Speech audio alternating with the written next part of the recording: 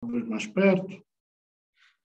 Ora, muito boa tarde, boa noite para todos, onde se encontram, quer na costa leste, quer na costa oeste dos Estados Unidos da América. Bem-vindos ao nosso segundo webinário de uma série de 18 entre painéis e conversas só com uma personalidade da nossa comunidade. Este é o começo dessa série com personalidades da nossa comunidade, aquilo que chamamos pilares da comunidade, e se há um pilar na comunidade portuguesa dos Estados Unidos da América é o nosso convidado de hoje, mas passo de imediato para o meu colega, diretor também da Palcos, obviamente, e colega moderador destes webinários, desta série, As Nossas Vozes, Elídio Pereira. Muito obrigado. Muito boa noite, Sr. António Cabral, deputado do Estado de Massachusetts. Muito obrigado por ter aceito o nosso convite para estar presente neste webinário. Eu agradeço-lhe em nome da Palcos, da qual sou diretor, como o Dinis acabou de dizer, aliás, o nosso amigo comum Dinis também o é, e também lhe agradeço em meu nome pessoal.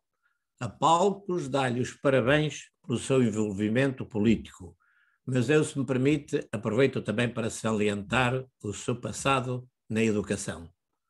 Como é do seu conhecimento, a Palcos é uma organização ao serviço da comunidade luso-americana há mais de 30 anos. E eu, ao agradecer aos nossos compatriotas que nos estão a seguir, relembrava que todos nunca seremos muitos se nos tornarmos membros da Palcos. Por isso, agradecia que se tornassem membros da Palcos e basta só ir ao nosso site www.palcos.org. Muito obrigado. E então agora passo a palavra para o meu amigo, professor Dinis Borges. Obrigado, Elídio. Também em nome do Portuguese Beyond Borders Institute, da Universidade Estadual da Califórnia em Fresno, que é um trabalho em conjunto com a Palcos. Obrigado à FLAP pelo patrocínio, obviamente a Fundação Luso-Americana para o Desenvolvimento, e queremos informar aqueles que nos seguem ao vivo e aqueles que irão ver em gravação, que esta série também fica documentada como parte das histórias orais da comunidade portuguesa nos Estados Unidos da América, arquivo que cresce, graças a Deus, todos os dias na Universidade Estadual da Califórnia em Fresno. As YouTubes, as Facebooks, todos os sistemas são muito bons, mas ninguém sabe o que será o dia de amanhã, e o arquivo numa universidade normalmente é para sempre. Eu vou começar, portanto, mais uma vez também agradecendo ao meu amigo, o representante António Cabral, que conheço há muitos anos, mas não é que nós temos já muita idade, é porque conhecemos muito novinhos, mas o António é de facto um pilar da nossa comunidade, e quando pensamos nesta série como dar o pontapé de saída em termos desportivos, não haveria melhor pessoa do que o António Cabral, mais conhecido como António Cabral, representante no estado de Massachusetts. Tony, fala-nos um pouco sobre as tuas vivências na Ilha do Pico, para começarmos esta conversa, portanto, como imigrante, antes de emigrar para os Estados Unidos. Eu sei que viveste há alguns anos, obviamente, no Pico. Como era a vida lá? O que é que foi que levou a tua família para emigrar? Portanto, o teu percurso no Pico até partires para os Estados Unidos da América. Em primeiro lugar, quero agradecer ao Dinis e também ao Sr. Elídio e à Palcos e, claro, à Fresno State University para iniciar este programa e me convidarem também para participar. Como o Dinis disse, eu nasci na Ilha do Pico. Eu sou atualmente o único deputado estadual em Massachusetts não nascido, isto é, português, de descendência portuguesa, não nascido nos Estados Unidos. E sou o segundo na história do Parlamento de Massachusetts. Tivemos apenas dois, eu sou o segundo, né? O primeiro foi na década de 40, 1940, e depois eu sigo em 1991, ganhei as eleições em 1990, portanto, o primeiro da nova imigração a partir de 1957, 58, depois dos Capelinhos no Faial, por exemplo. Bem, eu no Pico nasci na Madalena, na Vila da Madalena, e cresci, frequentei a escola primária lá, e depois, mais tarde, meu pai sempre tinha intenções de emigrar. Tinha O pai dele já tinha estado nos Estados Unidos por duas vezes no princípio do século XX, não é? A segunda vez regressa aos Açores, regressa ao Pico para eventualmente trazer o resto da família para os Estados Unidos na altura.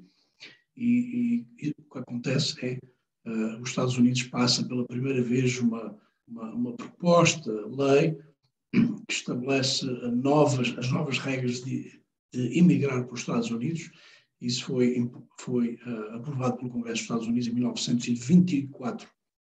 A partir daí, a pessoa tinha que ter um sponsor, tinha que ter uma carta de chamada, um termo de responsabilidade, etc., etc. E automaticamente, meu avô, neste caso, o pai do meu pai, não tinha ninguém que pudesse fazer isso para ele. Ele tinha ido aos Estados Unidos antes de 1924, pela segunda vez, e uma das filhas mais velhas dele, uma das minhas tias, foi com ele, e na altura ficou quando o meu avô regressa, ela fica em Massachusetts, na cidade de Gloucester, com uma tia, portanto, uma irmã da minha avó, que já vivia em Gloucester, Massachusetts. E a história é assim, portanto, tinha que ser americana a partir de 1924 para fazer uma petição ao pai, ainda não era americana, era muito jovem, ela tinha apenas 14 anos também na altura, quando ficou, e o pai regressou. E, portanto, lá estivemos. Provavelmente, se o Congresso não tinha passado essa proposta de 1924, meu avô tinha regressado, quem sabe se eu estaria aqui a falar com vocês em português principalmente. Né? Mas, no entanto, e depois, mais tarde, na década de 60, meu pai eventualmente imigra com uma petição, uma carta de chamada, como se chamava, da sua irmã, que tinha ficado nos Estados Unidos, em Gloucester. Nesta altura já se tinha passado cerca de 50 anos, quando ela fez essa carta de chamada para meu pai. E, portanto, eu ainda cheguei no período da espera de assinarem o passaporte do meu pai, e levou mais de 3 anos para as autoridades assinarem o passaporte do meu pai. E isso em si é uma história longa, não vamos falar muito disso hoje aqui, e as razões disso, não é? Alguns que nos estão a ouvir talvez podem pensar alguma das razões, e talvez tenham razão, não é? Era no tempo da senhora, não é? Exato. Como se referia, e portanto, no entanto. Mas tiveste a oportunidade de estudar no Pico, portanto... sim, eu completei a escola primária no Pico. Uhum. Depois, o período, estávamos à espera do passaporte ser assinado, o visto já estava também à nossa espera, neste caso no consulado em São Miguel, e naquele período eu inicialmente era para continuar os meus estudos lá, mas como estávamos à espera de emigrar, não iniciei outros estudos lá. Portanto, estive trabalhei lá com o meu pai, etc. E depois, quando chegou o dia, viemos para os Estados Unidos, claro. E então, quando cheguei, fui para a escola, aqui, porque tinha apenas 14 anos na altura. Claro. Fui para a escola. Bem. Então, só uma pergunta antes de passar à segunda e esta fase para cá. Tony, a pergunta não, é aliás a afirmação. E acho que continuas a ser o único imigrante, porque na Califórnia temos três representantes, mas são luso-descendentes, segundas e terceiras gerações. Nunca tivemos um imigrante, aliás, temos um imigrante, mas no princípio do século também, como aí, não é? Portanto, a mais ou menos a meados do século, e portanto continuas a ser, de facto, ainda um caso único e um orgulho para aqueles que emigraram e um exemplo para aqueles que emigraram que podem seguir a política. Mas a fase para os Estados Unidos, acho que o Elídio tem uma pergunta nesse sentido. Eu tenho uma pergunta, mas eu queria primeiro salientar uma coisa que é realmente inédita. E o António Cabral começou a dizer que estávamos a comunicar em português. E eu gostava que realmente quem nos continua a ver aqui, lá e pelo caminho, que veja quem saiu de Portugal há tantos anos, como todos nós, continuamos a falar e a conversar sobre tudo na nossa própria língua, bonita língua portuguesa. António Cabral, quando chegou aos Estados Unidos, como todos, não é?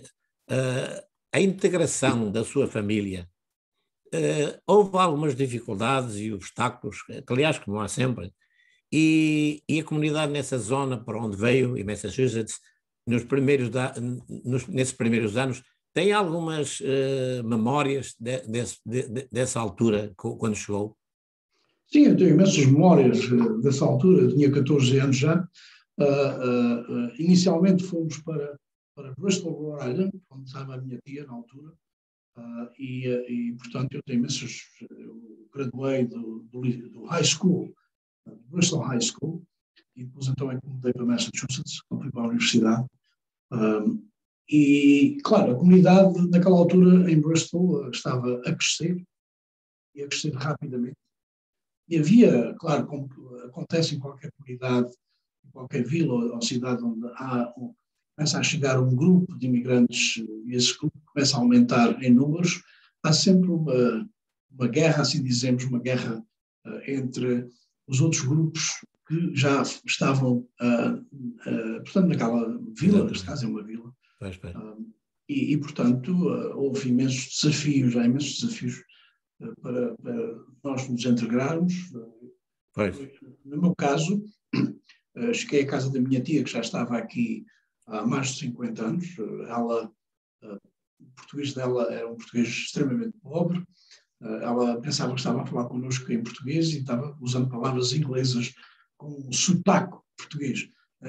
Eu recordo-me uma vez, Ricardo, todos os filhos delas, filhos e filhas nascidos cá, ela já tinha netos, portanto, minhas segundas primas também nascidos cá, primeiros primos e segundos, todos nascidos cá. Os primeiros primos, ainda alguns deles falavam português, o português também parecido com o português da minha tia, portanto, mas já a segunda geração, portanto, as minhas primas em segundo lugar, já não falavam português. E algumas delas frequentavam o liceu que eu frequentei, o high school, e elas próprias, durante o período de escola, portanto, quando estávamos na escola, elas passavam por mim no corredor, não falavam comigo. Mas fora, depois de regressarmos a casa, falavam comigo, ou tentavam falar comigo, porque elas tentavam falar inglês. E minha tia, por acaso, eu disse isso à minha tia, e ela perguntou a elas, mas qual é a razão que vocês não falam com o teu primo? Querem falar com ele aqui? Eu não compreendo bem vocês. E lá, na escola, possivelmente precisava da vossa ajuda. Havia um pouquinho de...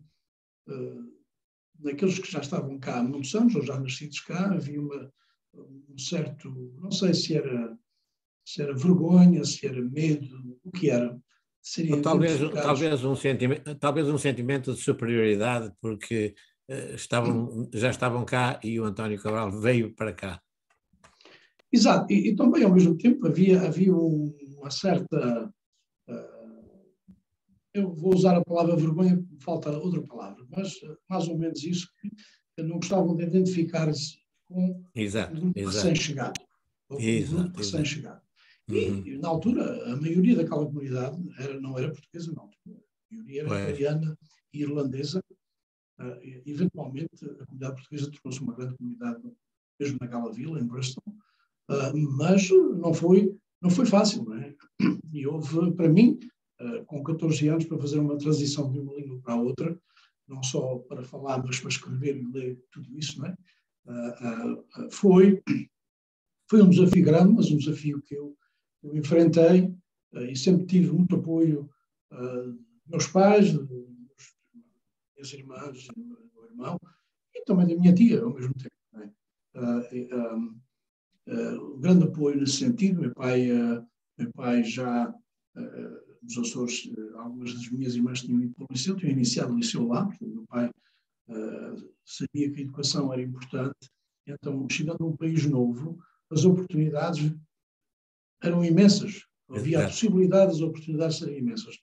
Mas eu acho que o mais importante, e os próprios pais reconheciam isso, que era ter uma boa educação e que será, portanto, isso que vai abrir às portas ou janelas de oportunidade no país, no nosso país, os Estados Unidos, nesse caso. E assim foi. Portanto, eu mantive-me focado naquilo que tinha que fazer e ao mesmo tempo, hoje, quando fiz 16 anos, trabalhava à noite também, né? Para ajudar a família. Isto não era só ir para a escola, porque uma família que chega a um país tem que se integrar, tem que fazer tudo, desde comprar mobílias até e comprar carro, tínhamos que ter um carro eventualmente, etc. Todos nós tínhamos que participar nesse processo de integração, nesse processo de nos sentirmos que estávamos preparados para enfrentar todos os outros desafios, não é? Passamos todos por isso.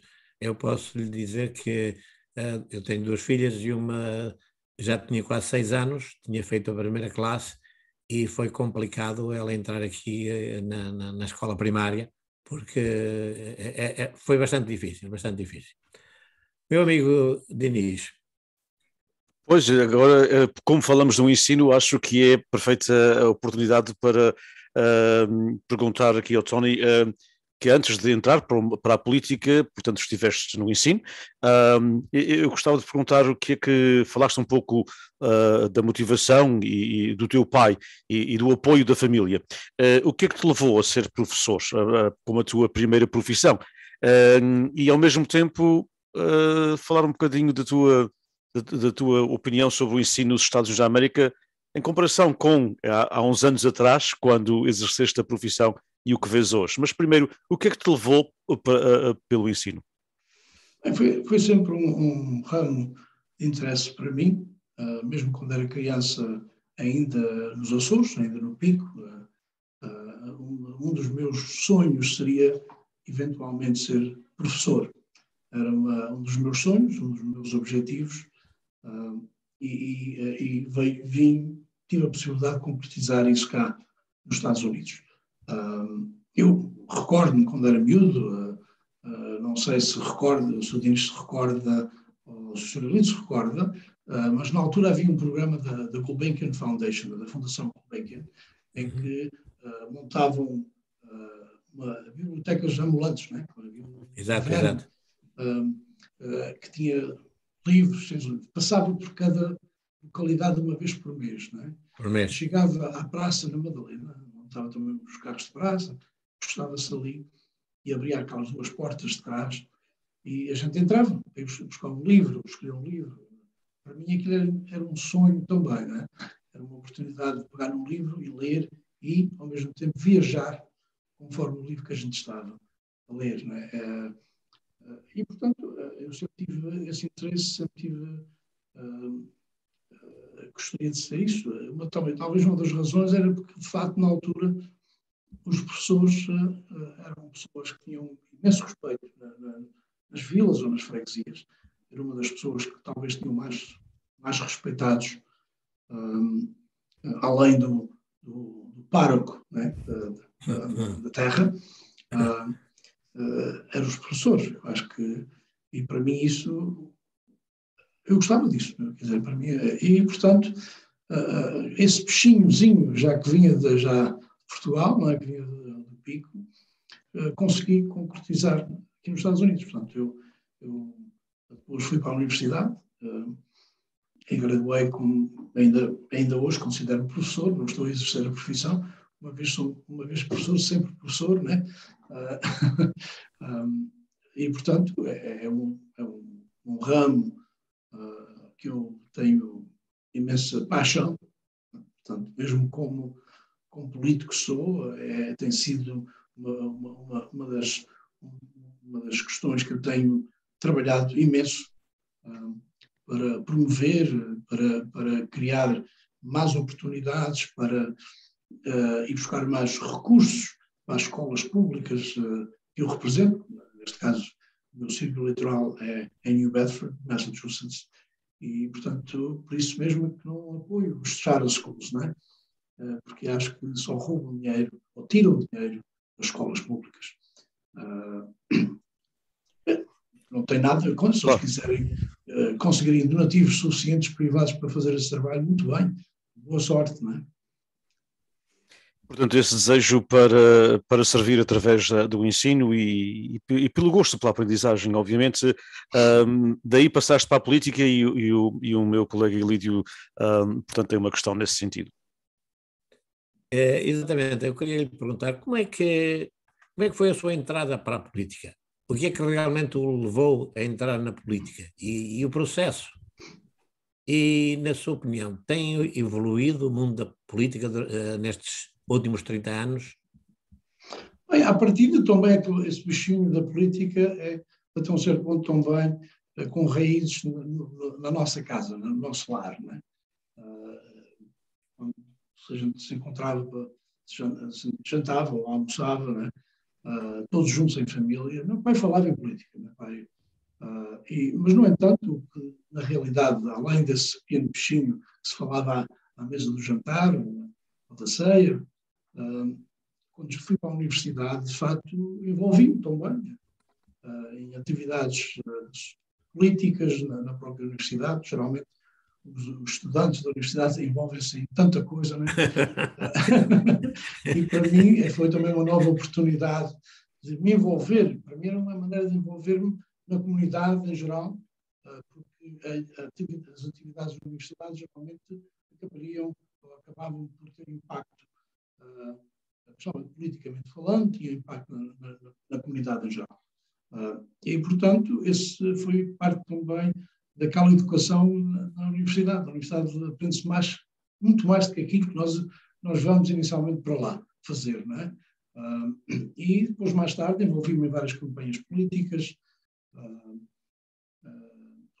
fui organizador político durante várias campanhas do Michael Dukakis, antigo governador de Massachusetts. Trabalhei na administração do Michael Dukakis também. Fui o coordenador político desta zona do Estado durante a campanha dele de 1982-83, que ele ganhou. Também participei na campanha para a presidência dos Estados Unidos do Michael Dukakis.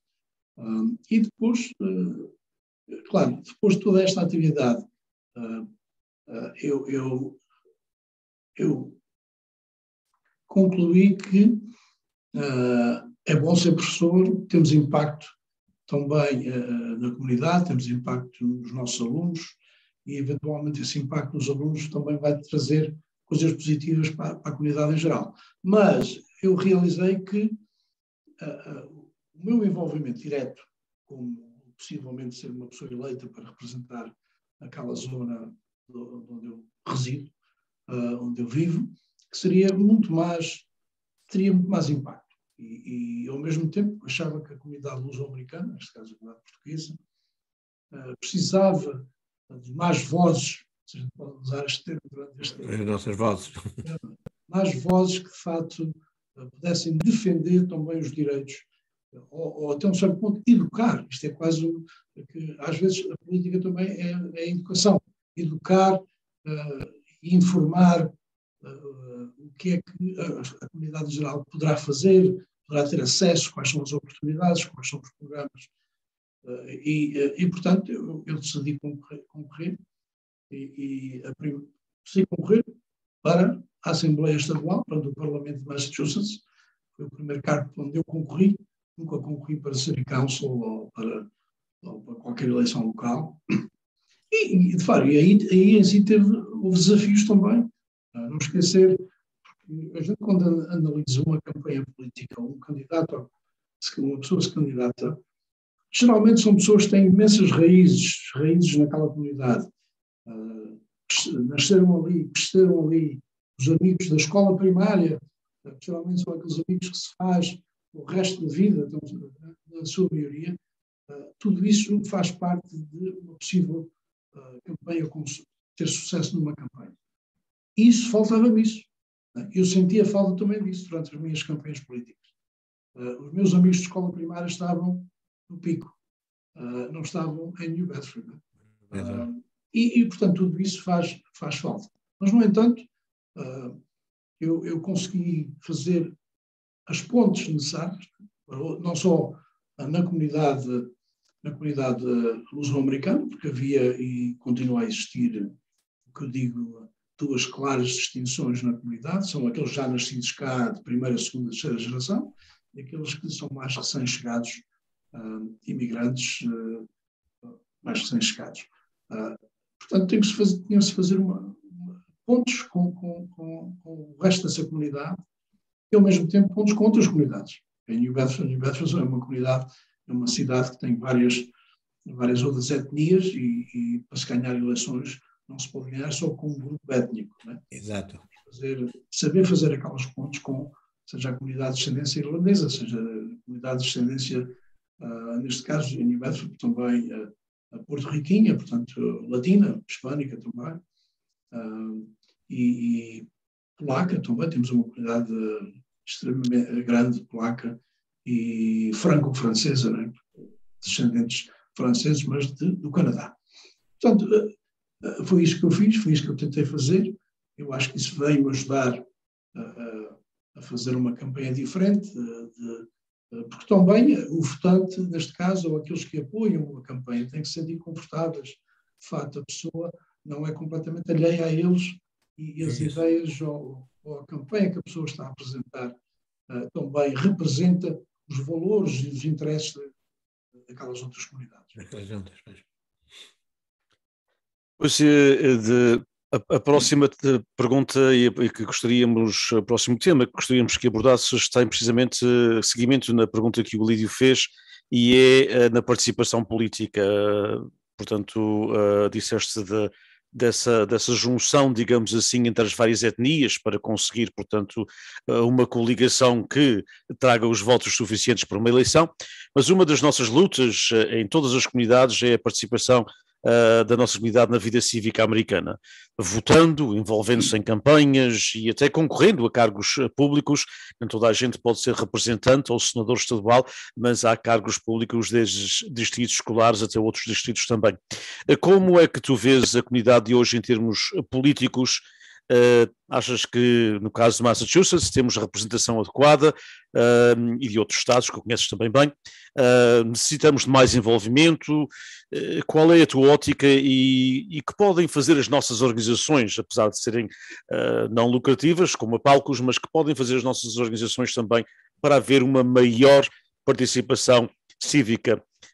Mesmo em zonas onde ela é boa, ela pode ser sempre melhor, não é? Eu acho que há uma grande evolução em termos da comunidade portuguesa, em termos políticos, comparado com há 20 anos ou há 30 anos. Sem dúvida, uma comunidade muito mais envolvida hoje, uma comunidade que compreende melhor a necessidade de estar envolvida e de participar, porque não é só a ver com nós, mas os nossos filhos e o futuro dos nossos filhos também. E termos a habilidade de saber também administrar e mandar e saber administrar publicamente os nossos interesses. Para mim, posso dizer, para mim também, a comunidade portuguesa, claro, é uma base importante para mim.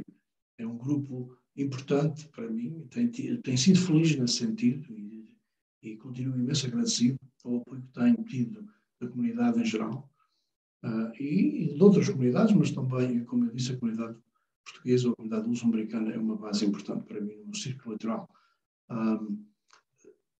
Já se fez muito, eu estive envolvido muitos anos a incentivar pessoas a se tornarem cidadãos americanos, inscreverem-se nos cadernos de votante, né, para poderem participar em eleições e incentivar as pessoas, não, depois de estarem inscritas para votar, para votarem, não é?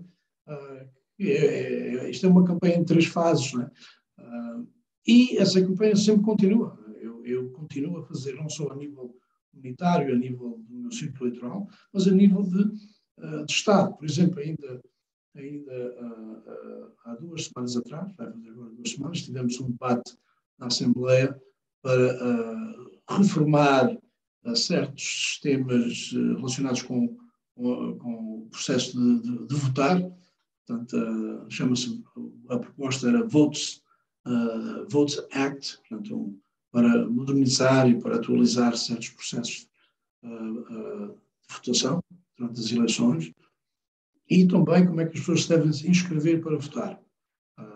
Já há vários anos o Estado tem no seu website, a pessoa pode se inscrever no website, tem um website em inglês, também sai em espanhol e em outras línguas. Eu consegui há 2 semanas que esse website também, depois a proposta ainda não foi assinada pelo governador, mas eu espero que essa previsão da proposta fique e chegue ao governador para ser assinado, que também o website tem que figurar em português também para esse mesmo ato de inscrição de votação. Atualmente já existe, portanto, em trabalho que fizemos também com o Secretary of State, né? Aqui há anos atrás, há um formulário em português já, mas não há acesso no website em português. E assim ficará na lei, esta provisão.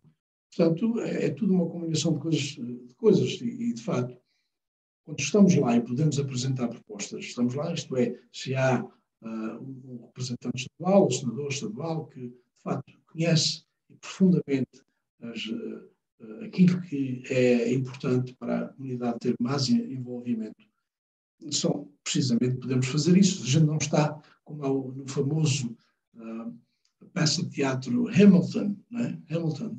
Há uma frase durante essa peça que diz "You gotta be in the room", né?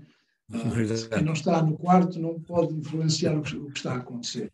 E assim é a mesma coisa aqui. Se a gente não está na Assembleia, se não temos representação, seja o nível que for, como disse o Dinis, seja a nível de Assembleia Estadual, seja a nível de Conselho Municipal, seja a nível de Comitê Escolar, se a gente não está, não vamos poder influenciar o processo.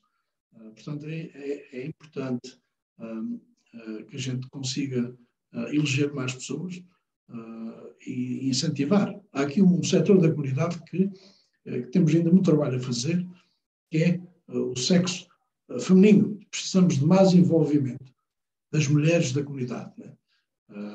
Elas representam mais de 50% da comunidade, não só a nível político, mas principalmente cívico, das organizações comunitárias.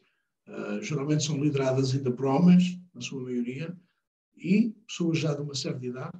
Temos que atrair mais juventude, temos que atrair mais senhoras, mais mulheres, para se envolverem diretamente na governação dessas associações comunitárias, e assim é que vamos ter progresso e que vamos manter essas organizações vivas.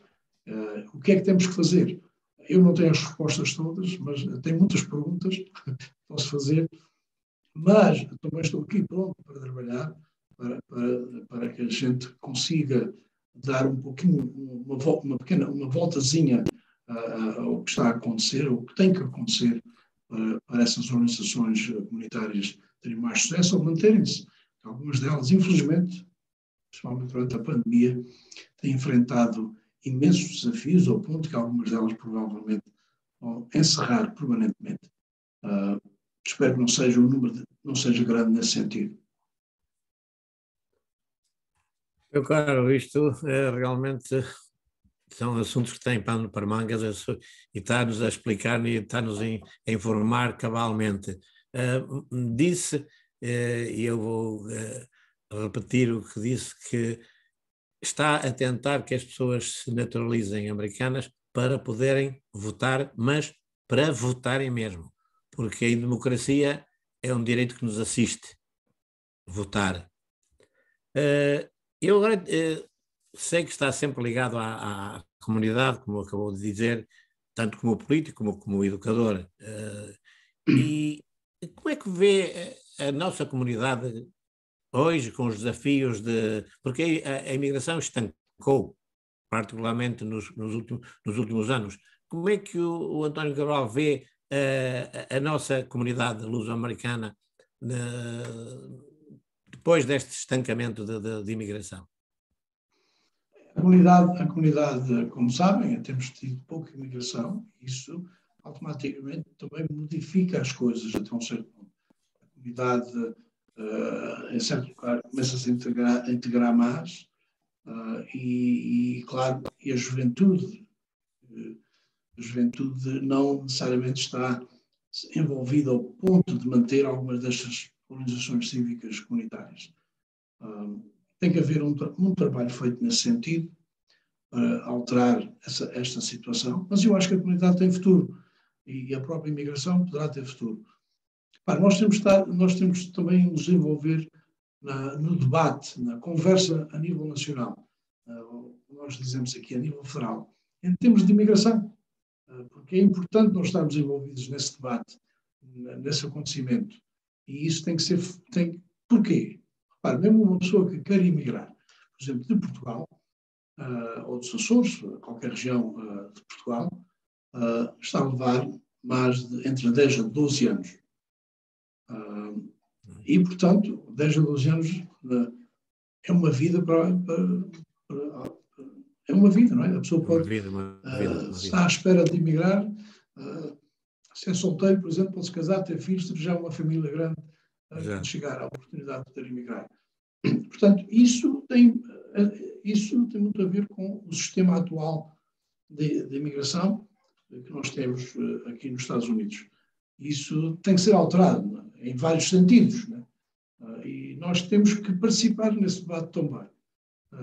Eu acho que a comunidade tem que ter mais, tem que ser mais visível nesse debate. Nós temos que falar e conversar com os nossos representantes federais, seja na Califórnia, seja em Massachusetts, ou outro estado qualquer. A Califórnia, por acaso, tem conseguido eleger vários congressistas. Nós cá em Massachusetts não temos tido tanto sucesso nesse sentido. Atualmente temos até uma senhora que se chama Lori Trahan, de nome solteiro e loureiro, e que ela ganhou, porque ninguém sabia inicialmente se ela era portuguesa, por causa do nome que ela tem, que é o nome do marido, claro.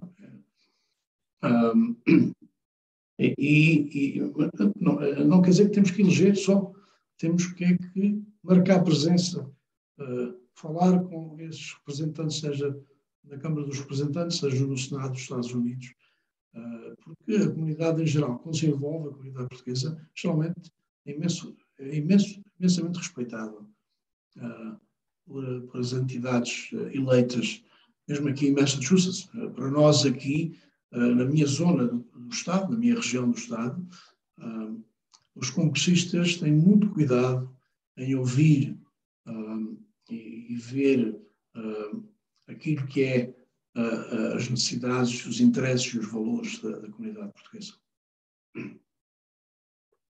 Muito bem. Eu antes de ir diretamente à pergunta, e dando um seguimento ao que o Elídio perguntou, mesmo sem...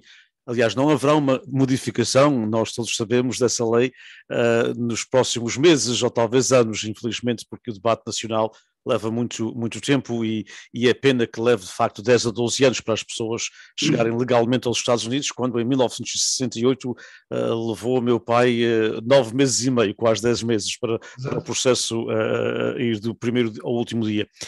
Mas, como disse o Elídio, como perguntou, quer dizer, a comunidade está diferente porque não houve essa imigração, ficamos cada vez mais americanos, é um dado adquirido, mas por um lado a nossa diáspora também se integra e, portanto, como é que tu vês este relacionamento diáspora-Portugal, comunidades-Portugal, mesmo com as primeiras, segundas e terceiras gerações? A gente sabe que já longe vão os anos em que iam muitas revisas para o país, mas ainda vão algumas, mas longe vão os anos em que ia, portanto, particularmente para os Açores, a carta com o dólar dentro, que era, portanto, que era muito importante, aquelas $5 ou $10 que recebia da família, ajudava muito. Mas com as novas gerações e com as ligações políticas, no vosso caso, com as ligações culturais, empresariais, tecnológicas, etc., como é que tu vês a importância da comunidade no relacionamento transatlântico? E eu pergunto diretamente, na tua opinião, teria Portugal a mesma importância para os Estados Unidos se nós não tivéssemos esta comunidade aqui? Eu diria que não. Eu acho que a diáspora é importantíssima nas relações com os Estados Unidos e Portugal. Claro, Portugal tem sido sempre um bom amigo, um bom parceiro dos Estados Unidos, mas a comunidade da diáspora portanto, a comunidade em geral, a comunidade portuguesa em geral, é, sem dúvida, a força que mantém e está, e possivelmente o melhoramento dessas relações. Claro, todas as comunidades, ou todos os países que têm uma diáspora, essa diáspora é importantíssima nas relações entre os Estados Unidos e o país. Um exemplo talvez melhor, um dos exemplos melhores, não vou dizer que é o melhor, mas um dos melhores, é a comunidade judaica nos Estados Unidos. O impacto que eles têm, né? A diáspora aqui tem um imenso impacto nas relações entre os Estados Unidos e Israel.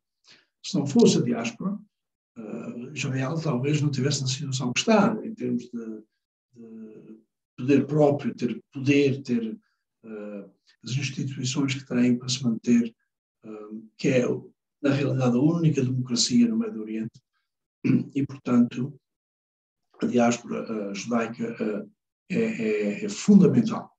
E aqui também, a diáspora portuguesa também é fundamental, na minha opinião. Eu acho que o reconhecimento disso da parte de lá ainda precisa ser trabalhado.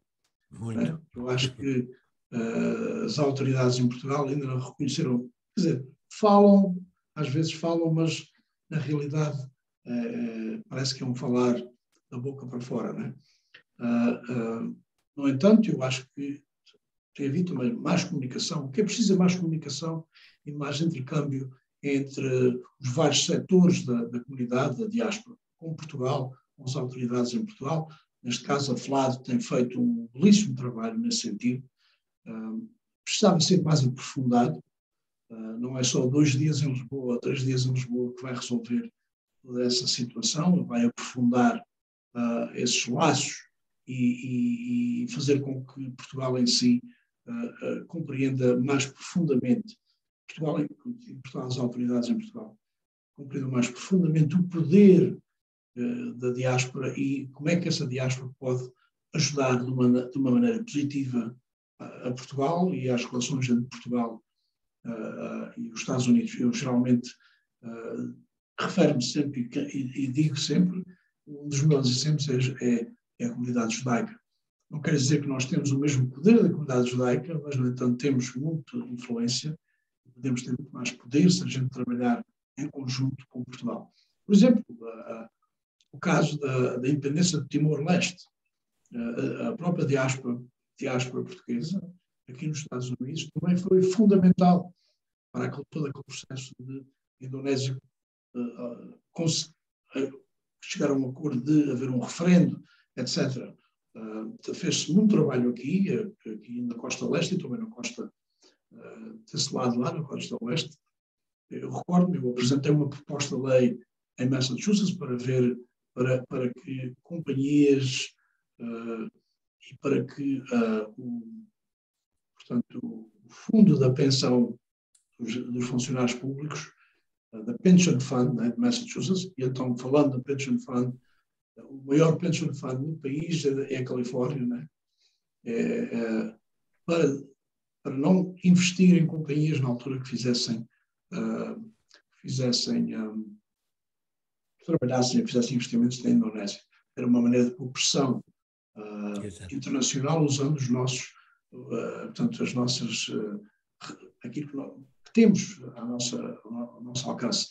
Na altura eu recordo-me de falar com o escritório do antigo representante, eu acho que, não sei se já era senador ou não, Vasconcelos Santa Clara, se recordo do senhor... acho que já deveria ser senador, exato, na altura. Vasconcelos, não é? Que era uma figura importante, chegou a ser, a primeira vez que fui à Califórnia, um evento em São José, ele na altura era o chairman da Comissão de Ways and Means, né? Em qualquer legislatura, o chairman do Ways and Means tem muita influência. Eu cheguei a comunicar com o escritório dele para ver se ele poderia apresentar uma proposta semelhante que tínhamos apresentado em Massachusetts, que eu tinha apresentado em Massachusetts. Quando a Indonésia reconheceu que havia aqui um movimento, além de Massachusetts, um possível movimento, até o próprio o próprio ministro dos Negócios Estrangeiros da Indonésia, na altura, visitou os Estados Unidos, visitou Boston e acho que visitou também a Califórnia e outros lugares. Era a preocupação que havia. E como é que isso podia acontecer? A diáspora portuguesa, a influência portuguesa, não só nos nossos estados onde residimos, mas também com os nossos representantes a nível federal. Foi assim, foi a pressão que veio da diáspora que a própria administração do Bill Clinton mudou de opinião em relação à questão de Timor-Leste e a Indonésia. Portanto, cá está mais uma prova que nós, quando trabalhamos unidos, temos muita influência. Antes de passar para o Elídio, que tem a última pergunta, a não ser que haja da audiência também, obviamente, eu queria só, portanto, com as novas gerações que tu falaste, António, e como tu dizes, quer dizer, na tua ótica, Portugal precisava conhecer melhor a sua diáspora e ter ainda, portanto, trabalhar ainda mais com a sua diáspora. Achas que estes novos talentos que tu vês em Massachusetts, Rhode Island, em toda a costa leste, desde a Flórida até ao Maine, portanto, aqui na Califórnia e outros estados agora que têm fortes presenças luso-americanas e que já não são, portanto, estão em todos os ramos, estão, como eu disse, na cultura, estão, portanto, na tecnologia. Achas que a falta de organização e de diálogo que muitas vezes há entre Portugal e as comunidades, como referiste, faz com que esta diáspora esteja a ser subaproveitada por Portugal? Não, eu acho que não está a ser subaproveitada. E isso, de facto, precisa uma melhor comunicação, um melhor intercâmbio, porque isso tem... E o que acontece é que não temos necessariamente deste lado de cá, portanto, a FLAD está a desempenhar um bom papel, na minha opinião, mas precisamos de organizações também, como a PALCOS e outras, para fazer um trabalho maior neste sentido. É sempre bom quando um político português ou uma autoridade de Portugal nos visita, mas geralmente é uma visita passageira, não é? Tem que haver mais do que uma visita passageira, tem que haver um trabalho pré-visita e um trabalho de follow-up, é? Um trabalho a seguir à visita. Não é? Exato. Para se poder... o que acontece às vezes é que há boas intenções, mas eu vou usar o termo em inglês, que eu acho que eles também sabem, eu acho que toda a gente, seja aqui ou seja em Portugal, é follow-up. Né? Geralmente não existe. Ou se existe é um pouquinho fraco e geralmente não tem, pode acontecer temporariamente, mas não há grande prosseguimento desse follow-up. Não estou só a falar no campo de política, seja no campo do ensino, seja no campo de outras atividades importantes. Portanto, por exemplo, o ensino da língua portuguesa. O ensino da língua portuguesa tem pura e simplesmente a ver com a influência da comunidade portuguesa aqui. Tem muito pouco a ver com o que fazem do lado de lá. Portanto, nós aqui em New Bedford já ensinamos português no high school desde a década de 60. Portanto, e continua-se. Portanto, foi a primeira vez que, eu acho que foi o primeiro liceu, o primeiro high school a oferecer português no país. Também temos em New Bedford a única biblioteca de língua portuguesa pública, portanto, paga pelo constituinte, o taxpayer de New Bedford e do estado de Massachusetts, a famosa Casa da Saudade, né? Que é também aqui em New Bedford. Todo esse trabalho tem sido feito pela comunidade. E, portanto, comparado com outros países, por exemplo, a França faz imenso trabalho, e bom trabalho, aqui nos Estados Unidos em relação ao ensino de francês. Portanto, o Ministério da Educação da França faz um belíssimo trabalho. Eles penetram, portanto, não só as universidades, mas também os high schools, que é o importante, aí é que é the feeding, né, para as universidades. Né? E, portanto, como é que Portugal, o que é que Portugal poderia fazer mais? É uma conversa que tem que se ter, compreender as possibilidades também de Portugal, como é que Portugal pode trabalhar com a comunidade no sentido do ensino da língua portuguesa, por exemplo, ou os Açores. Eu vou dizer aqui, eu já disse várias vezes, há muitos anos, o governo autónomo, o governo da região autónoma dos Açores, fazia muito mais trabalho, mesmo em relação à cultura, em relação à língua, do que propriamente o governo central. Houve um período que o governo central, e foi durante a administração do primeiro-ministro António Guterres, que hoje é o secretário-geral das Nações Unidas, houve um grande trabalho feito pelo secretário da altura, o secretário das comunidades, e pela própria administração de António Guterres. Portanto, se a gente pudesse duplicar isso que tinha sido feito na altura, ou se tinha havido continuação desse trabalho que existiu durante aquela administração, eu acho que nós, como comunidade ou como diáspora, poderíamos ter muito mais influência e Portugal teria muito mais proveito dessa influência da diáspora. Bom, António Cabral, cabe-me a mim fazer a última pergunta, mas eu, em todas estas conferências, estas sessões, eu toco sempre no mesmo ponto, que é a diáspora, a importância que a diáspora tem para os governos passados, presentes e futuros. E é sempre a de vem aqui poucas vezes e quando vem, como o António Cabral disse, vem de passagem.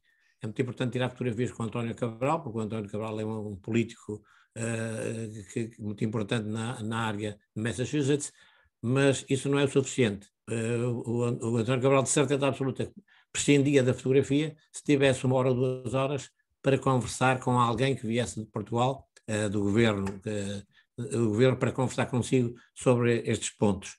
Eu disse ao Dinis que seria a última vez que ia tocar neste assunto, para não ser já amassador, porque realmente o ano tem 365 dias e a diáspora só é considerada no dia 9 e 10 de junho para as fotografias. Bom, então agora, António Cabral, se me permite, vou passar à última pergunta, que é o seguinte. Eu sei que tanto na parte política como na parte do ensino, ao estar ligado com a comunidade, teve atividades que deram algum prazer maior, ou que sentiu um orgulho um bocadinho maior do que de outros, no bom sentido da palavra, claro.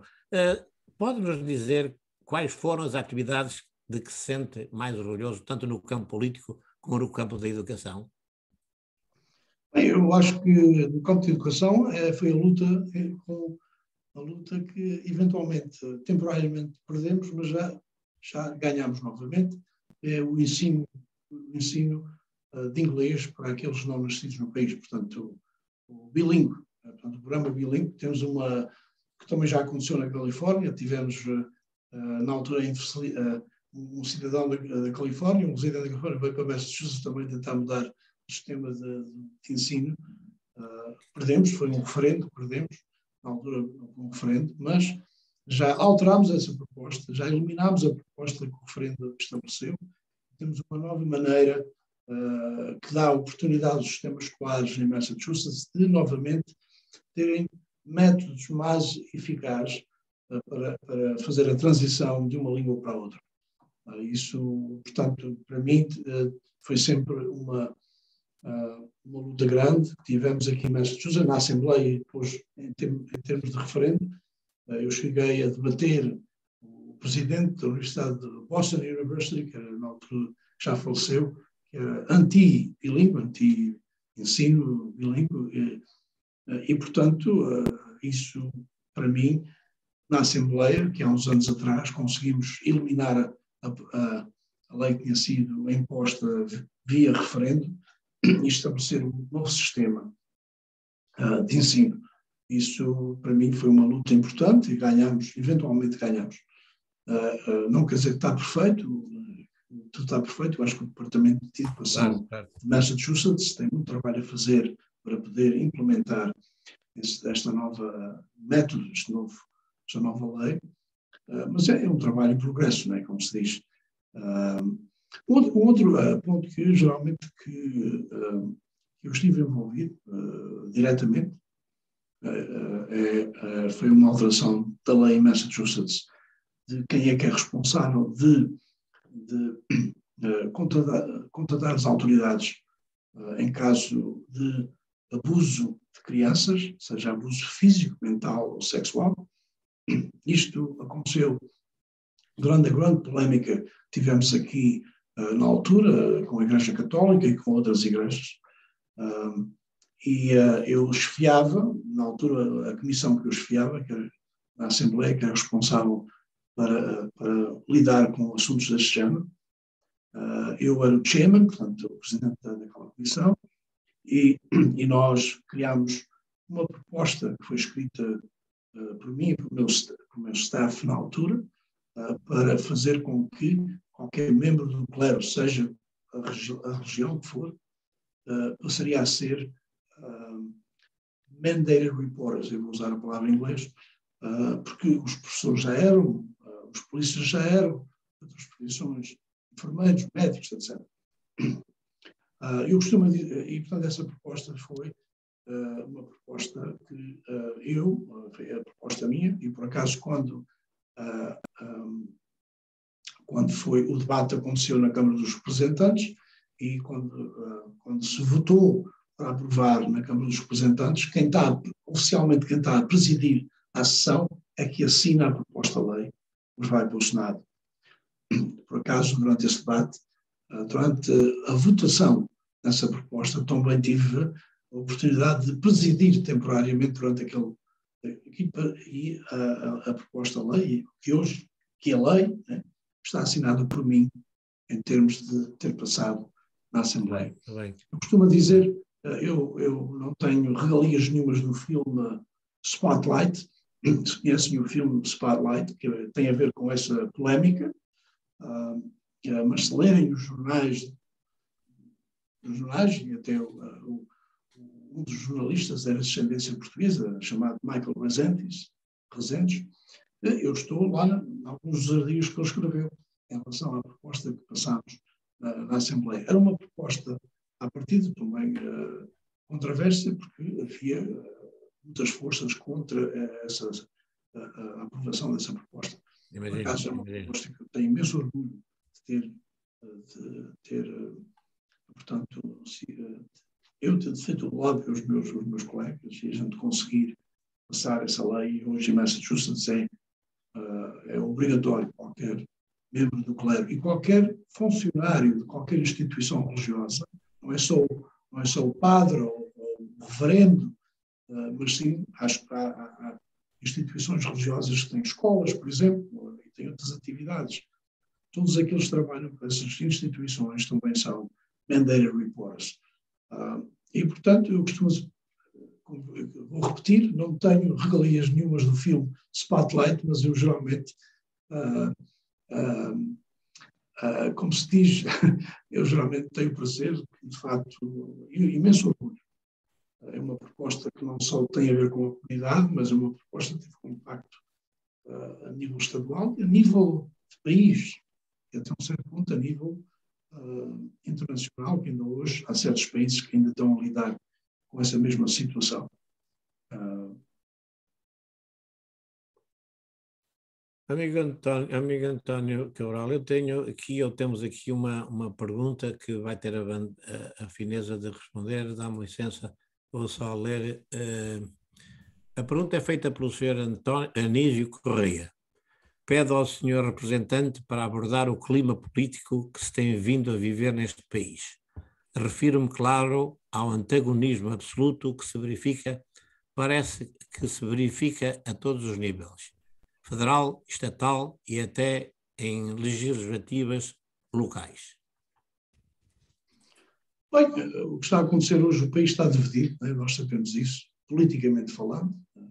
Há uma divisão que não é produtiva para o progresso do país, seja a comunidade que for. Nós aqui em Massachusetts, por acaso, temos tido a felicidade de conseguirmos lidar, seja o partido da pessoa ou o partido que temos que lidar. O governador de Massachusetts é republicano, e a gente tem conseguido fazer imensas coisas, especialmente durante a pandemia, responder às necessidades da população em geral, sem grandes controvérsias. Temos uma Assembleia que a maioria é do Partido Democrático, as duas câmaras, seja a Câmara dos Representantes ou a Câmara do Senado, mas temos um governador que é republicano, temos que lidar também com isso. O governador tem grandes poderes, também temos que saber negociar com ele e chegar a conclusões que sejam benéficas para todos os residentes do Estado. É isso que temos feito. O que acontece em Washington ou em D.C., Washington, D.C. é impressionante não haver uma maneira de se chegar a uma governação que se possa resolver os problemas do país. Eu espero que isso que tem é que eleições têm consequências, não é? E por isso mesmo as pessoas têm que participar e votar para mudar a situação. E qual é uma das coisas mais importantes que já se fala, já se debate em Washington há mais de 20 anos? É a reforma de imigração, reformar o sistema de imigração. E ainda não conseguimos o fazer. E, portanto, eu acho que o que as pessoas têm que fazer é se envolverem diretamente na sua comunidade, na sua região, no seu lugar onde reside, onde vive, onde tem... porque decisões locais também são importantes, principalmente se tem filhos no sistema escolar. É importante a participação a nível de de comitês escolares. Nesse caso, a gente por acaso temos tido pouca representação no próprio comitê escolar atual em New Bedford. Já tivemos mais representação luso-americana. Portanto, há necessidade de haver pessoas que se queiram envolver também a nível local. O que temos que fazer a gente não vai poder concordar em tudo, não é? O que temos é que procurar aquilo que temos em comum e resolver essas situações. E depois, eventualmente, aquilo que nós não concordamos, eventualmente poderá, no futuro, haver uma possibilidade de também resolver essas questões. Mas há tanta coisa em comum que podemos resolver e não dá a ser resolvida devido à grande divisão que existe no país politicamente, né? Mas não concorda que da discussão nasce a luz? Isto é um provérbio antiquíssimo e há de ser sempre o lema da discussão nasce a luz, mas se não houver discussão, a luz não existe. Sim, tem que haver um certo respeito pelo debate, não é? Exato.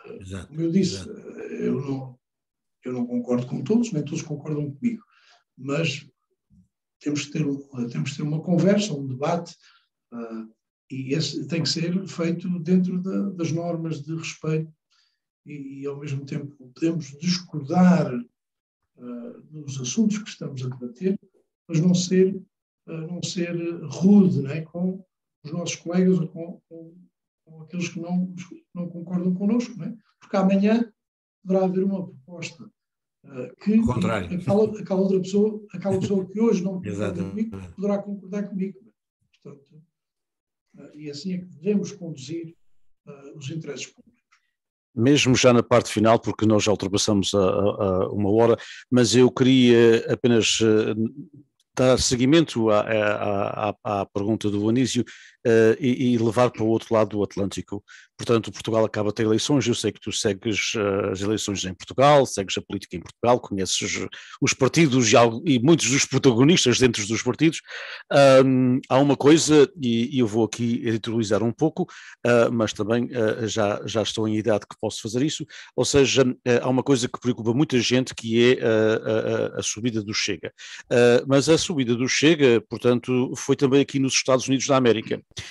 O Chega é portanto, na área do Consulado-Geral de Portugal em Newark, que recebeu quase 15%, 14,5%. Nos Estados Unidos da América foi também a terceira força mais votada, pelos imigrantes que votaram, atingindo pouco mais de 9%, entre 9% a 10%.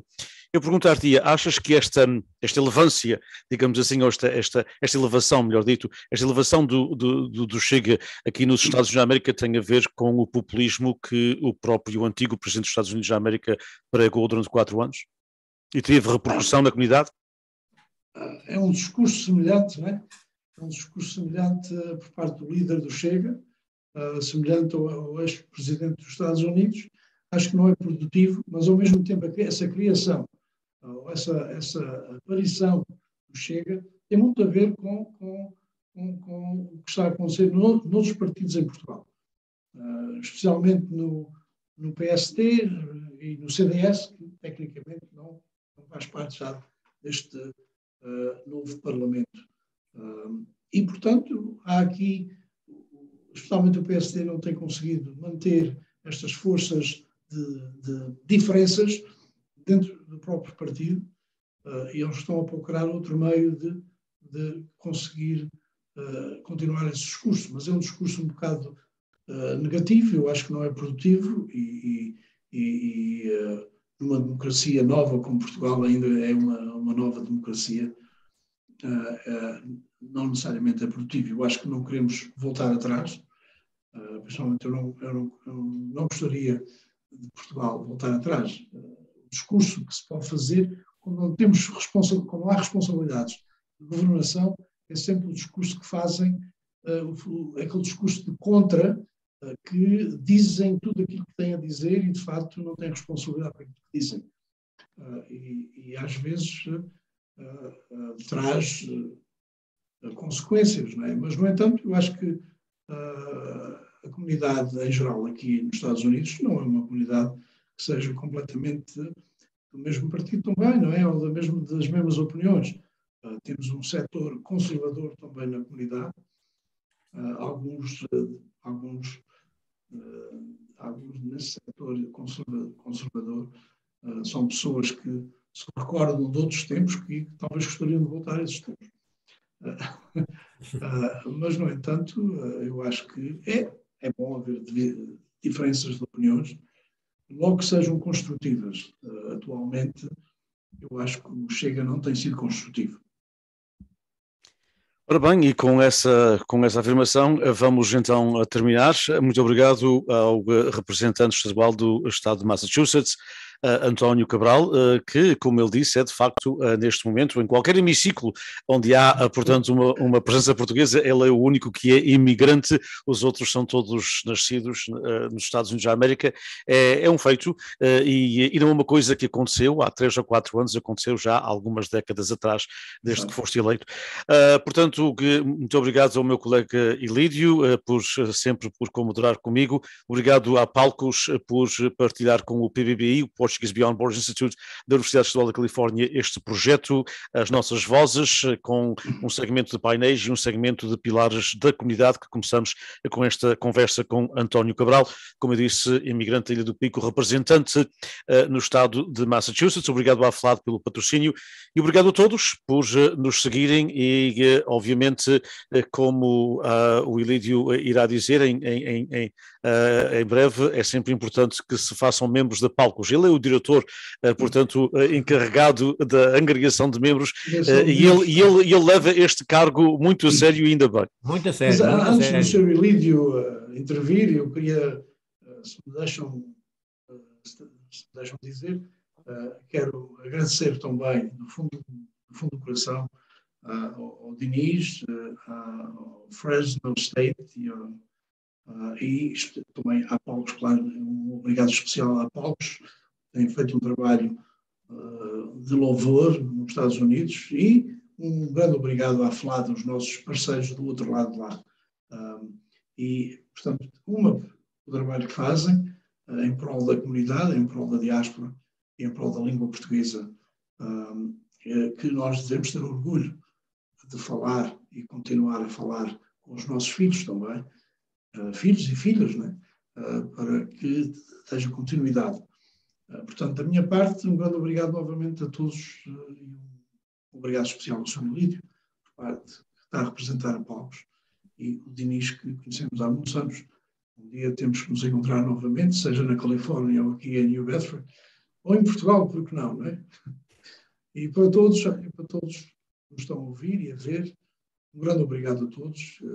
Eu tenho imenso orgulho da nossa comunidade e de poder trabalhar em prol dos nossos valores, dos nossos interesses e da nossa cultura também. Bom, sou agora o último. Eu vou agradecer sinceramente por ter estado connosco. E vou-lhe fazer um pedido, se me permite, embora eu seja muito mais velho que vocês. Próxima vez, como eu trato por António Cabral, trato-me só por Ilírio, assim, senão ainda fico mais velho, ainda me sinto assim um bocadinho mais velho. Eu gostei imenso de o conhecer por esta via e estive a falar com o Sr. António Cabral, não estive a falar com um político, porque os políticos têm sempre uma maneira de se exprimir um bocadinho diferente dos outros. Vi nas suas palavras uma sinceridade e uma vontade de se exprimir e outra que aquilo que eu disse no início, somos 3 pessoas que continuamos durante 1 hora e não sei quantos minutos a falar a nossa querida língua portuguesa. Muito obrigado por ter participado. A Palcos também lhe agradeço muito. Ao meu querido amigo Dinis Borges, é sempre um prazer imenso mediar e estar consigo. Sempre, quando necessitar de mim, aqui estou. Muito obrigados. Obrigado a todos, em nome da Palcos, em nome de Fresno State, um abraço para todos e mais uma vez para o representante António Cabral. Muito obrigado por tudo, António, muito obrigado pela tua dedicação e por estar sempre com Portugal e a comunidade. Um abraço e até sempre. Obrigado. Muito boa noite para todos. Boa noite. Boa noite. Adeus.